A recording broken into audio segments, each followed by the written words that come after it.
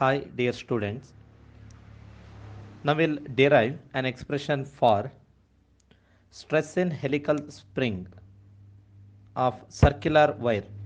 For a rectangular wire or square wire, we can replace only the area. Rest of the procedure is same, what we are doing now.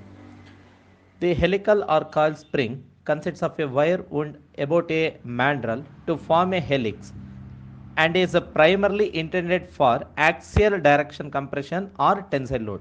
Normally, compressive spring, various types of spring we already discussed. In that compressive spring, it will take a compression load, and when load is removed, it will go back to its original position, else tensile. For both tension as well as compression spring, the derivation remains same.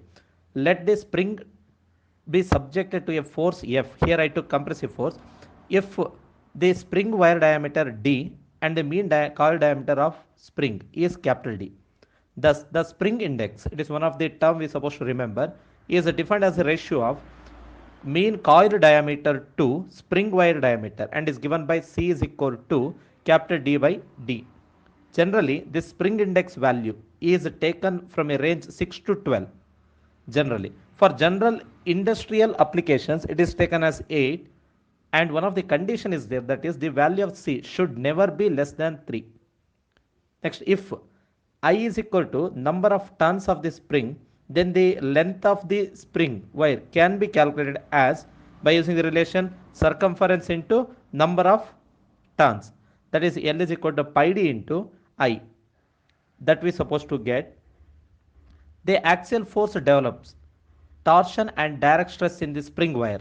The torsion is due to torque produced by axial force and the radius of mean coil diameter, and is given by torque T is equal to force into radius, where radius is equal to coil radius, that is capital D by 2. T is equal to F into D by 2. And shear stress, we know shear stress tau 2 for a solid object is 16 T by pi d cube. Here we are supposed to be careful. Here this is shear stress for wire.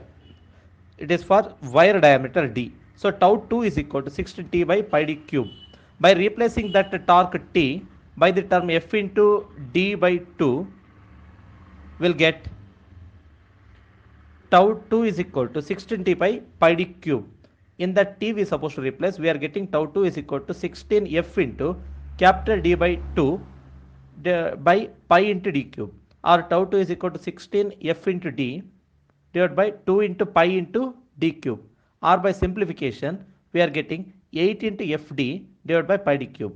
That we are supposed to call as equation number 4. The direct shear stress, this one more stress is going to develop because of the compressive load or tensile load.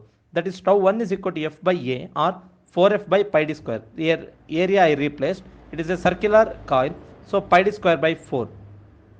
Now, multiplying and dividing by ratio capital D by D, we will get tau 1 is equal to 8 into Fd divided by pi d cube into 0.5 D divided by capital D. After obtaining the value tau 1 and tau 2, tau 1 is nothing but direct stress and tau 2 is a shear stress. Direct stress is 8 Fd divided by pi d cube into 0.5 D divided by capital D, plus tau 2 is equal to 8 Fd divided by pi d cube. So by substituting, we are getting a common term, that is 8 Fd divided by pi d cube, and common terms are 1 plus 0.5 D divided by capital D. And by simplifying this, we are getting tau is equal to 8 Fd divided by pi d cube into Ks, where Ks is nothing but that bracketed term, that is 1 plus 0.5 D divided by capital D. Now, this is the required expression. Tau is equal to 8 Fd divided by pi d cube into Ks. Now, we are supposed to get the value K suffix S. K suffix S is equal to 1 plus 0.5 D divided by capital D. Our resultant shear stress, tau is equal to 8 Fd divided by pi d cube into K, where K is nothing but a factor called Wahl's stress factor.